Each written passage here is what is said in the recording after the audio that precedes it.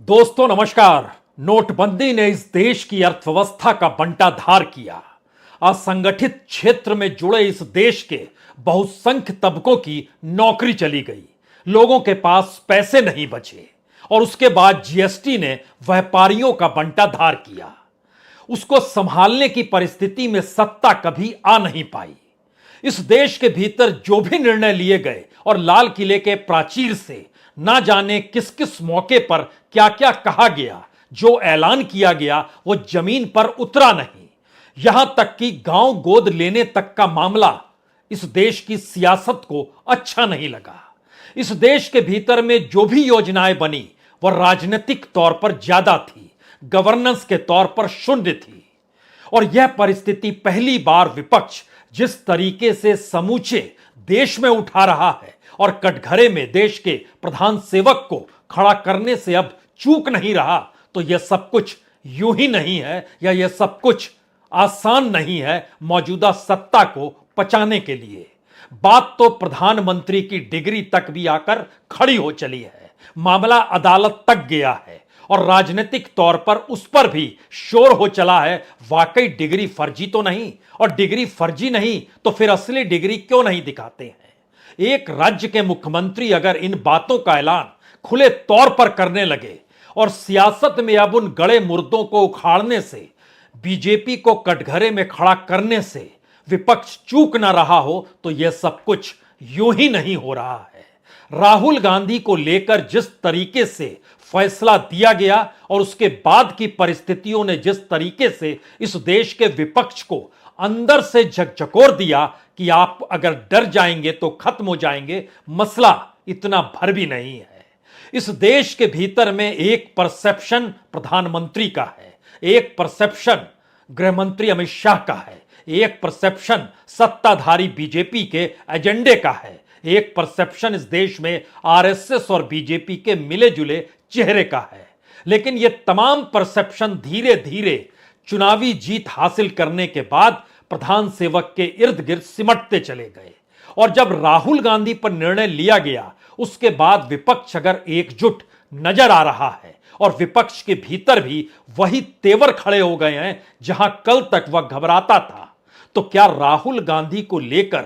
जो मैजिस्ट्रेट का फैसले के बाद जो संसद के कार्यालय के जरिए जो दस्तावेज निकले और उसके बाद सदस्यता रद्द कर दी गई, सरकारी मकान छीन लिया गया और राहुल गांधी या कांग्रेस ने कोई अपील अदालत में नहीं की है, यह मैसेज क्या समूचे विपक्ष को एकजुट कर रहा है? या देश के भीतर एक मैसेज जा चुका है कि जो कुछ हो रहा है वह सही नहीं है? और यही वो परिस्थितियां हैं जिसमें समूचा विपक्ष अपने अपने वोट बैंक को जो समेटे हुए है वो छत्रपों के तौर पर ही क्यों ना हो, लेकिन वो भी समझ रहे हैं कि वोट बैंक उनका खिसक जाएगा अगर आज वो खड़े नहीं हुए। ममता बनर्जी की आवाज सुनिए, बीते 10 दिनों में आपको कुछ बदली हुई दिखाई देगी।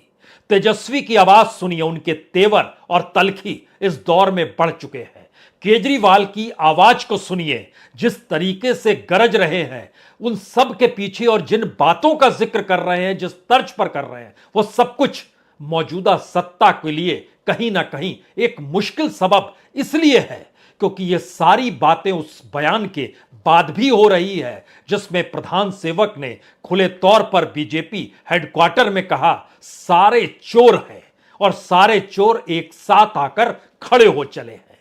तो इस देश के भीतर में 2019 में भी जो वोट पड़े थे वह वोट 60% तो खिलाफ में ही थे। तो सवाल एक और यहां पर आ रहा है, अगर वाकई सभी चोर एक साथ हैं तो उनको जितने वोट इस देश में मिले, अगर उन वोट को जोड़ दिया जाए और इस देश में आमने सामने वाली परिस्थिति 2024 में खड़ी हो जाए, तो क्या चोरों की जीत इस लोकतंत्र में जो मैथमेटिक्स वोटों का है उसके आश्रय जीत जाएगी? और अगर जीत जाएगी तो क्या जीतने वाले को आप चोर नहीं कहेंगे, या फिर जीतने वाला मान लिया जाएगा कि दरअसल वही सिपाही है? मौजूदा राजनीति का सबसे बड़ा संकट यही हो चला है कि सत्ता में जो है वह खुद को जज मानते हैं, खुद को सिपाही मानते हैं, खुद को न्याय देने वाला मानते हैं और समूची गवर्नेंस इस देश के तमाम इंस्टीट्यूशन को रौंदते हुए चलती है और यह अब खुल्लम खुल्ला अगर दिखाई दे रहा है तो आज उसके चंद पन्नों को जरूर खोलने की कोशिश होगी।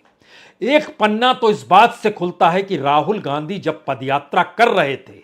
उस वक्त ध्यान दीजिए इस देश के लोगों के सामने जो मुश्किल हालात थे उन हालातों को समझने के लिए